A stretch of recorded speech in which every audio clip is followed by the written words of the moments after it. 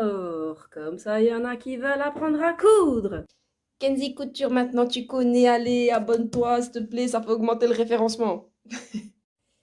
Si tu as besoin d'affaires de couture, quelle qu'elle soit, je t'ai mis un lien Amazon. Bien évidemment, c'est un lien affilié, hein, je vais être transparente, mais voilà, pour acheter des affaires de couture. Et ta machine aussi, il y a un lien dans la bio de la vidéo. Et si tu veux ton patron offert, envoie un mail à l'adresse qui est indiquée là et elle sera aussi en ref dans la bio de la vidéo. Aujourd'hui, on va voir pour faire la poche passe-poilée avec rabat. Bah après, si vous la voulez sans rabat, il y aura juste à pas mettre le rabat. Donc là, les fentes passepoilées, en général, elles font 5 millimètres. Donc vu que ça va être plié, il nous faut 5 millimètres plus 5 millimètres. Avec ici, donc les valeurs de couture, ça fait 3 centimètres.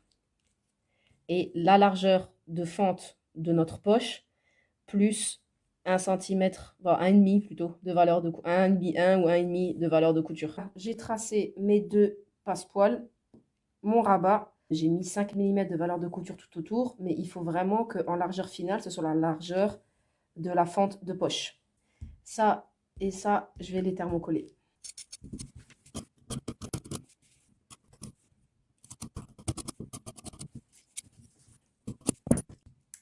Donc là, j'ai marqué ma fente sur ma pièce d'étude. Si vous êtes sur une confection, bien se repérer sur notre patron, je vous le répéterai jamais assez, il faut toujours tout bien marquer. Nos repères de fente, la poche, comment elle sera, s'il y a un rabat, s'il n'y a pas de rabat, si c'est un patron, si c'est un patronage, patati patata. Il faut toujours tout écrire. Le plus important, c'est ici, le milieu, le début de fente et la fin de fente, vraiment. Et après, à partir de là, vous pouvez marquer sur votre tissu, soit à la craie, soit au feutre effaçable, soit même vous passez un fil de bâti.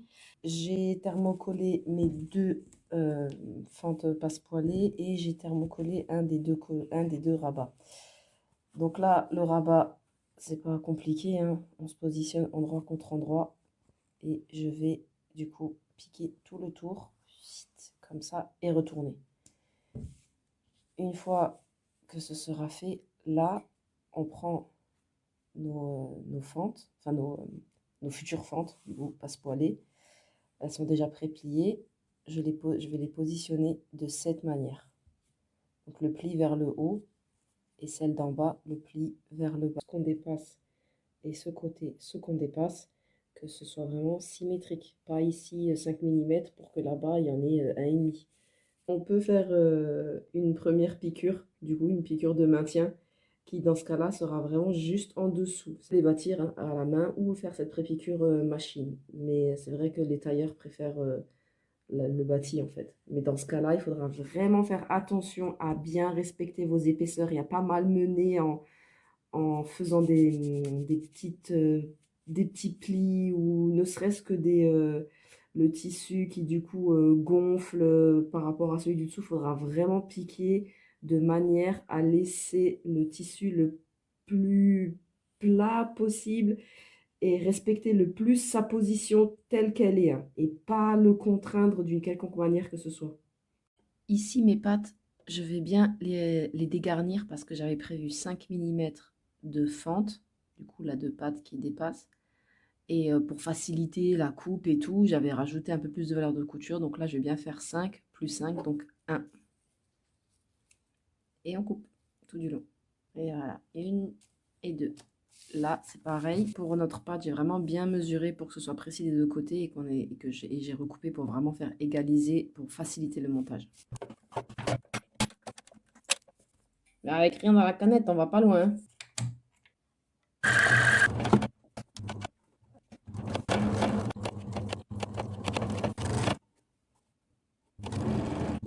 Je vais pré-piquer ma pâte. Donc ma pâte, comme je veux qu'elle soit au-dessus, pour qu'après, quand je fends et que je retourne, elle se retrouve vers le bas.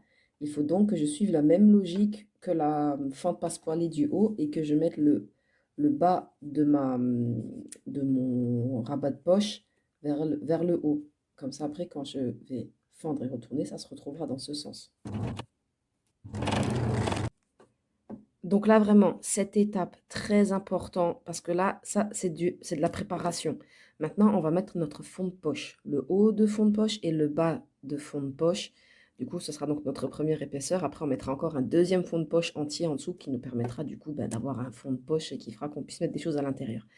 Ici, c'est très, très important de ne pas hésiter, une fois qu'on a placé nos fonds de poche, déjà de les placer, faire bien attention à ce que ce soit symétrique et surtout de retracer notre traçage de fente pour bien marquer notre début de piqûre, notre fin de piqûre. Donc là, du coup, bien se référer à notre rabat qui déjà là est positionné nickel parce qu'il faudra vraiment que voilà, on a déjà pour le haut, le début et la fin, que le début et la fin du bas soient pareils et que nos largeurs, du coup, on respecte bien nos 5 millimètres. Voilà, moi j'ai choisi 5, mais ce sera en fonction, vous, de votre patron.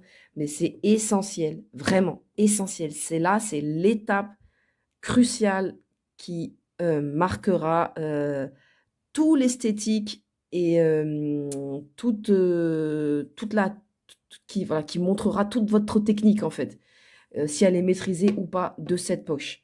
Parce que c'est vraiment de là qu'on va définir donc voilà, la précision de nos passepoils qui ne se chevauchent pas, qui ne soient pas non plus écartés, que notre poche du coup débute bien et que notre rabat quand on retourne se place nickel, sans difficulté. Et voilà, là c'est vraiment le moment où il faut se concentrer et où il ne faut pas hésiter à prendre le temps soit de remarquer notre par-dessus, du coup déjà de bien placer nos fonds de poche en haut et en bas, et de bien remarquer notre rectangle de poche qu'on avait tracé là initialement, soit à la craie, soit au feutre, soit ne pas hésiter à le faire avec le fil, mais de manière très précise. Plus vous prendrez le temps de bien préparer votre travail, plus vous gagnerez du temps, en fait. Souvent, les gens pensent que non, bah, c'est mieux de faire, puis après, oh, bah, je dépique et tout. Mais non, non, non, ça, c'est vraiment pas la bonne manière de penser, hein. En couture, plus votre travail est bien préparé, plus vous gagnez du temps, surtout quand vous faites des poches très techniques comme ça.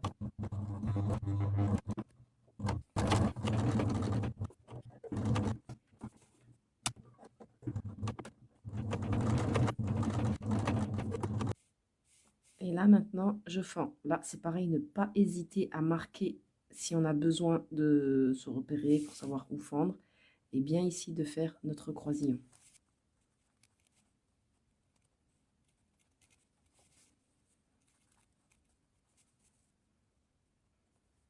Ici, il faut vraiment bien fendre, que notre fente rejoigne bien précisément le bout de notre couture. Et là, du coup, on retourne. Donc là, il va vraiment falloir faire passer ça, tout ça à l'intérieur. Hop, pour que notre fond de poche, du coup, se retrouve du bon côté. De cette manière. Hop, comme ça. Ici, remettre à l'endroit et vraiment, là, du coup, faire passer nos fentes passepoilées. Puis, hop. Voilà, qu'on puisse vraiment les mettre de manière à ce que ça se mette en place, quoi. Comme ça, et avec ici, bien, du coup, mettre en place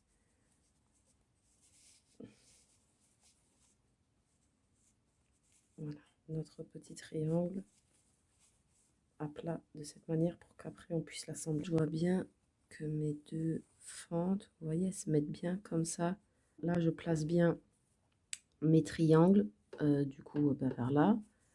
Je place bien en dessous, voilà, mes deux passepoils, de manière à ce que ici, notre ligne, quand je piquerai, là, il faudra vraiment bien se plaquer contre, bien tirer notre triangle et bien piquer ici pour que ce soit maintenu, voilà, de cette manière.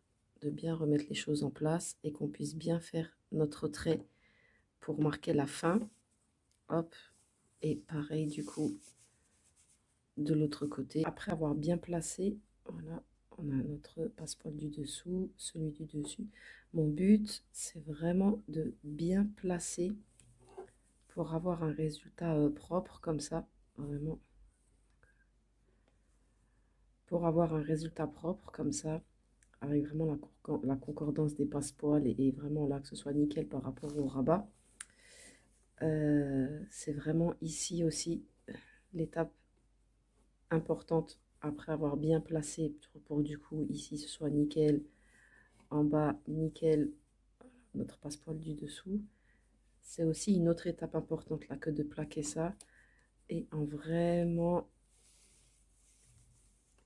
en plaçant bien nos fentes, voilà, en respectant bien nos fentes des deux côtés, nos fentes passepoil, de bien les placer. Donc il va vraiment bien venir débuter, plaquer, plaquer, plaquer tout le long jusqu'à la fin de notre triangle là, tac, de cette manière. Donc là quand je pique, je ne touche pas hein, le tissu de fond. C'est que vraiment la base de notre triangle.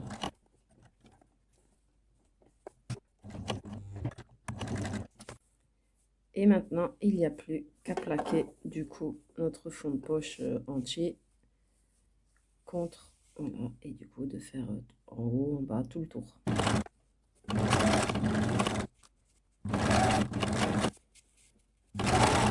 Et voilà, notre poche est terminée. Vraiment, comme je vous ai expliqué, faites très attention à vos coutures dessus, dessous et à vos angles dans l'attache du coup de vos petits capucins. C'est vraiment ça qui fera la netteté. Bon, là, moi, mon tissu, il gonfle un peu parce que c'est un tissu très sec. Normalement, ça se fait plutôt dans des tissus qui... justement, dans des tissus qui gonflent et pas dans des tissus secs comme ça qui marquent. Type lainage et tout, bon, ou tissu un peu plus épais. Mais vous avez compris le principe. C'est vraiment la clé pour avoir quelque chose de nickel, du coup, des deux côtés, de vraiment propre. Et aussi de bien faire attention à bien placer nos fentes pour qu'on obtienne le résultat souhaité et la largeur souhaitée. Et voilà, et pareil, j'ai oublié de vous dire aussi, c'est que là, ne pas hésiter à piquer une deuxième fois pour renforcer, en fait. C'est un peu le même principe que les fourches de pantalon. Voilà, mes couturières de folie. Désolée, je sors du Covid, je suis encore un peu malade.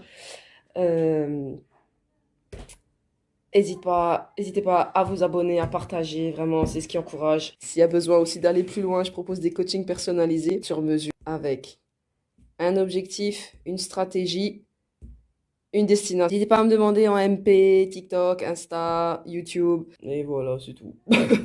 Allez. Ciao, ciao.